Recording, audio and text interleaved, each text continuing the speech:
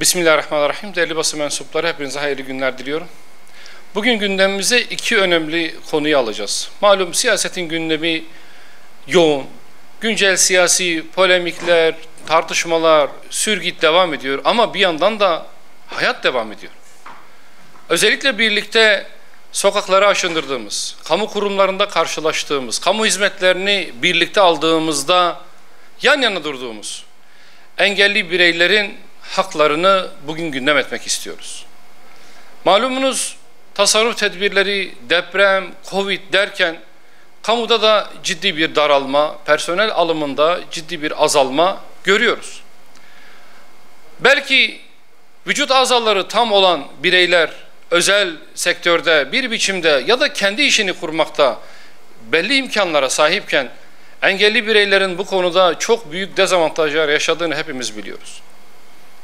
Başta aslında belediye hizmetleri olmak üzere pek çok alanda sıkıntı çeken, kamu binalarına girme konusunda bile ciddi sıkıntılar çeken bireylerin, engelli bireylerin bizden, siyasetçilerden, Türkiye Büyük Millet Meclisi'nden ve hükümetten oldukça fazla beklentileri var. Ve bu beklentiler pozitif ayrımcılık beklentisi değil. Bugün itibariyle dezavantajlı oldukları için bir eşitlenme talebidir. Bu taleplere daha fazla seyirci kalmamamız gerekiyor. İçtimai hayatta, sosyal hayatta engelli bireylerin de rahat bir biçimde yaşayabilmeleri, kamu hizmetlerinden istifade edebilmeleri, alışveriş yapabilmeleri, gezebilmeleri için bütün imkanları oluşturmamız gerekiyor. Çünkü hepimiz sıklıkla şunu ifade etmiyor muyuz? Hepimiz birer engelli adayıyız. Bugün itibariyle partimize engelli bireylerin çok sıklıkla ulaşıp gündem etmemizi istedikleri bir husus var. O da EKPSS ile kamuya engelli alımı. Yıllar içerisinde kamuya personel alımında bir azalmanın olduğunu biliyoruz. Az önce ifade ettim. Vücut azaları tam olan insanlar kamuda yerleşme imkanı bulmasalar bile özel sektörde bir biçimde yerleşebilme imkanına kavuşabiliyorlar. Kendi işlerini kurabiliyorlar ama engelli bireylerin maalesef böyle bir imkanı yok. Biliyorsunuz normal şartlarda %3 bir kontenjan ayrılmak suretiyle engelli bireylerin de kamuda istihdamı aslında öngörülmüş. Ama yıllar içerisinde personel alımında azalma meydana geldiği için sayısal olarak engelli bireylerin de kamuda istihdamı maalesef gün geçtikçe azalıyor. Ve engelli bireyler için yaşamını devam ettirebilmek, iaşesini sağlayabilmek ve kendi emeğiyle aslında kendi geçimini sağlayabilmek bir haktır. Bu hakkı engellilerden mahrum etmemek, engellileri bu haktan mahrum etmemek gerekiyor. Bugün itibariyle aslında konuşmamız gereken durumlardan biri bu. Engelliler için de o %3'lük kontenjanı %6'ya çıkarmanın hal çaresine bakmamız gerekiyor. Bunun için bir yasal düzenleme şart. Evet, buna Hüdapar olarak biz varız. Ve engelli bireylerimizin de kendi emeğiyle kamuda yer alabilmesi, insanca bir hayat standartına kavuşabilmesi de hepimizin görev ve sorumluluğudur. Bugün belki hiç herhangi bir engeli olmayan insanlar için bu tahayyülü zor bir durum olsa da hepimiz birer engelli adayı olarak engelli bireyler için üzerimize düşen sorumluluğu yapmakla mükellefiz. Bir ikinci husus, biliyorsunuz 2012 yılında çıkarılan ve yürürlüğe konulan kanunla genel sağlık sigortası uygulamasına başlatıldı. Neydi o genel sağlık sigortası? Artık isteğe bağlı sigortalılık ortadan kalkıyor. Herkes sağlık sigortası kapsamına alınıyor. Çalışan da çalışmayan da bir biçimde prim ödemek zorunda bırakılıyor. Yıllar içerisinde bundan dar gelirliler ciddi manada sıkıntı çektiler. Özellikle lise mezunları, üniversite mezunları, iş bulamayan gençler ya da dükkanını kapatıp iktisadi faaliyetine devam edemeyen esnaflar ya da çiftçiler çalışmadığı halde, hastaneye belki hiç uğramadığı halde büyük meblağlarda prim borcu altına girdiler. Ve bugünlerde artık Çalışma ve Sosyal Güvenlik Bakanlığı bu prim borçlarının tahsiline girişti. Daha önce 2012 ve 2013 yıllarına ait genel sağlık sigortası primlerinin terkin edilmesi mümkün hale gelmişken bugün artık bunun ya faizinin tümüyle faizinden vazgeçilmesi ya da bu kanunun yeniden bir düzenlemeye tabi tutularak sağlık sigortasının ihtiyari hale, yani tercihe bağlı hale, isteğe bağlı hale getirilmesini sağlamak gerekiyor. Biliyorsunuz, hanede kişi başına düşen gelir eğer asgari ücretinin 1/3'ünden fazlaysa o hanedeki tüm bireylerin genel sağlık sigortası primi ödemesi mecburi hale getiriliyor. Ve bu ciddi bir yakın tutuyor. Bu yıl itibariyle aylık genel sağlık sigortası primi 600 TL civarında. Bunu hane halkından her birinin, yani lise mezunları için azami 20, üniversite mezunları için azami 25 yaşından sonra ödeme mecburiyetinde kalmalarını dikkate aldığımızda çok ciddi bir yakın tutuyor. Bunun bir biçimde hal çaresine bakmamız gerekiyor. Çünkü bu hali hazırda yeteri kadar geliri olmayan haneler için, nüfusu özellikle fazla olan haneler için çok büyük bir yük haline gelmiş durumda.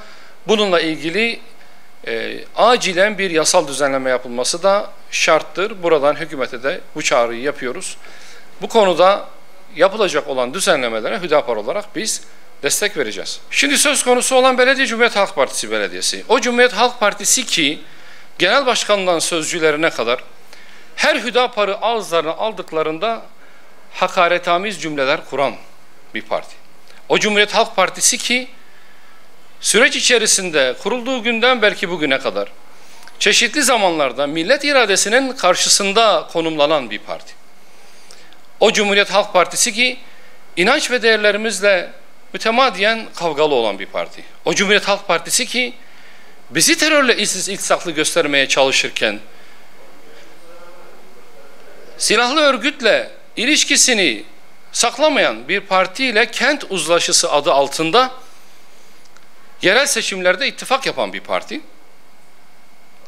O Cumhuriyet Halk Partisi ki milletin, memleketin faydasına olan her ne konu olursa olsun mutlaka memleketin zararına işlerin peşinde koşan, memleketin zararına ne iş varsa onu kendine meslek edinen bir parti. Beklersiniz ki o olsun diyelim. Ama biz Cumhuriyet Halk Partisi'ni kendimize öğretmen, belleyen bir parti değiliz. Onların bize karşı yapıp ettiklerine karşı onlara yapılana o olsun demeyiz. Bu Cumhuriyet Halk Partisi ile ilgili değil, bütün partilerle ilgili olan tutumumuz gereği böyle. Bizim kayyuma karşı, kayyum uygulamasına karşı düşüncemiz de, yaklaşımımız da bellidir. Bizim düşüncemiz şudur: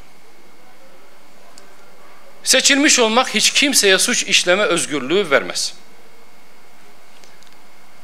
Kim olursa olsun suç işlemişse hakkında soruşturma başlatılabilir, yargılanabilir. Masum mudur, suçlu mudur, mücrim midir? Ona mahkeme karar verir. Biri seçildi, halkın oyuyla geldi. O halde her türlü suçu işleyebilir mantığını biz reddediyoruz. Ama şunu da ilave etmek gerekiyor. Kayyum uygulaması suç isnadı altında olan bir belediye başkanının görevden el çektirilmesiyle sınırlı değil. Uygulamada ve mevzuatın getirdiği imkanlar çerçevesinde bütün meclisi de bypass eden maalesef bir uygulama. O yüzden bize göre suç işleyen her kim varsa suç ve cezaların şahsiliği ilkesi gereğince kendisi hakkında soruşturma yapılabilir. Yargılama konusu olabilir. Yargı kendi kuralları çerçevesinde bir karar verir. Ama bu yapılırken bütün bir meclis bypass edilmek suretiyle bir kamu görevlisi, bir atanmış kişi bütün o belediyenin yetkilerini kullanmaya hakkı yoktur. Olması gereken, belediye meclisi, belediye başkanı hakkında böyle bir tasarrufta bulunulmuş ise durumun selameti açısından, soruşturmanın selameti açısından, gerçeklerin ortaya çıkarılması açısından bazı tedbirler alınacaksa, belediyenin idaresi belediye meclisine aittir. O belediye meclisi kendi içerisinden bir başkanı seçer. O başkanın riyasetinde belediye hizmetlerini yürütür. Bununla korunması gereken husus halkın iradesidir. Çünkü halk oylarıyla meclis başkanını da, meclis üyelerini de seçmiştir. Belediye başkanını da halk seçmiştir.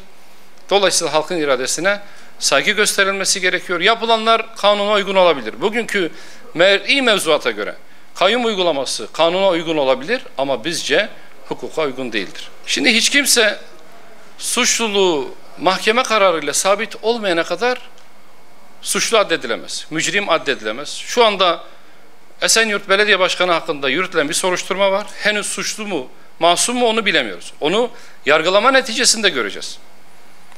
Ama eğer bir parti gerçekten mücrim olduğu, suçlu olduğu konusunda ikna edici deliller olmasına rağmen, sırf kendi partisinden olduğu için, sırf kendi adayı olduğu için birini destekliyorsa orada bir meşruiyet tartışması elbette ki doğar. Ama biz Hüdapar olarak bulunduğumuz zaviyeden Esenyurt Belediye Başkanı'nı şimdiden suçlu ilan edemiyoruz. Onun suçlu olup olmadığına mahkeme karar verecek. Dolayısıyla suçluluğu mahkemece sabit olmayıncaya kadar herkes anayasaya göre masumdur. Başka sorusu olan? Teşekkür ediyoruz arkadaşlar. İyi günler diliyorum.